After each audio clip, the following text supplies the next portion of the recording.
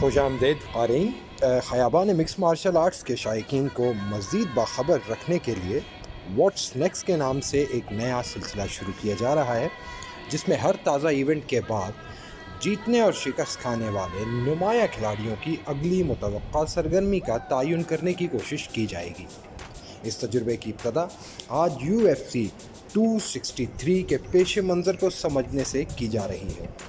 اس حوالے سے آپ کی رائے اور صلاح کا شدت سے انتظار رہے گا۔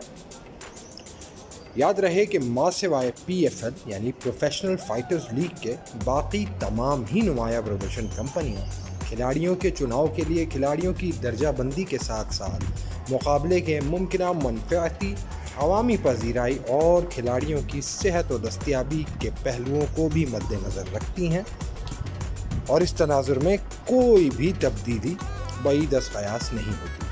سب سے پہلے بات کرتے ہیں اسرائیل اڈیسانیا کی۔ تو مارون ویٹوری کو بآسانی شکست دینے کے بعد اڈیسانیا اب یقیناً آسٹریلوی فائٹر اور سب سے اہل چیلنجر رابرٹ وٹیکر کو پچھلا حساب چکانے کا موقع دیں گے۔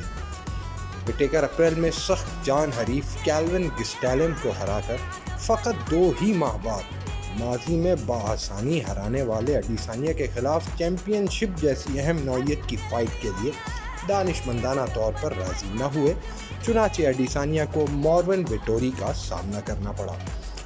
یہ فائٹ اس سال کے اختتام پر یا اگلے سال کے اوائل میں ممکن ہو سکے گی۔ بصورت دیگر ڈیرن ٹل یا اوریا ہال بھی چنے جا سکتے ہیں۔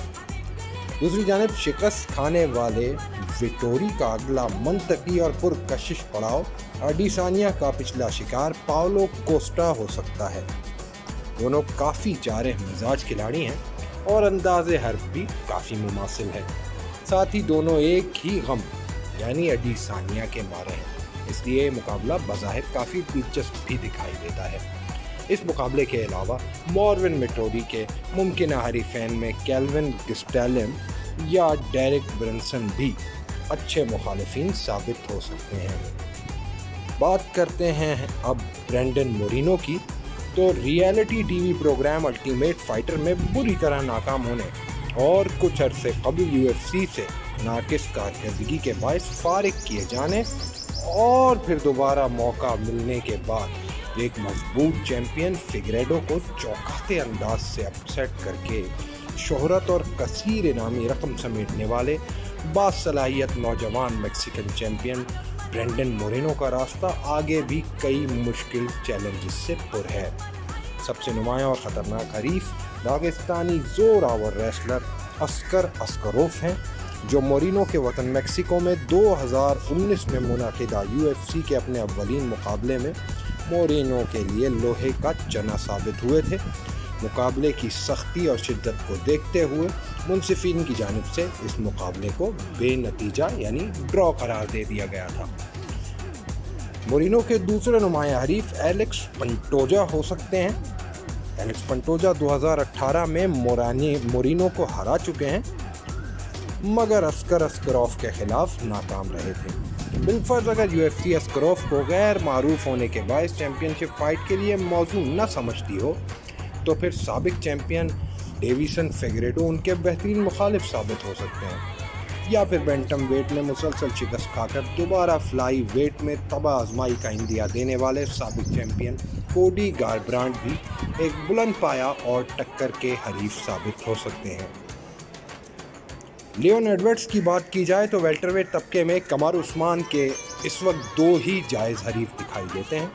اول نیٹ ڈیاس کو ہرا کر مسلسل 9 فتوحات کا مؤثر سلسلہ جوڑنے والے لیون ایڈورڈز، اور دوم مستقل منہ کے فائر کرنے والے مگر باصلاحیت کولبی کونگٹن۔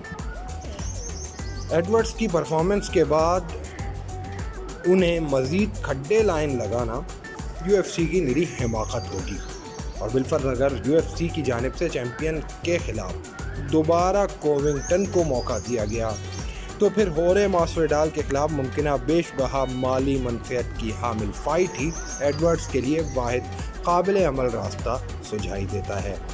دوسری طرف کہنا مشک کھلاڑی نیٹ ڈیاس کی جانب سے ہارے ہوئے مقابلے کے آخری راؤنڈ میں दिलेरी और जारहियत ने शायकीन की तवक्कुआत को असर नौ गरमा दिया है।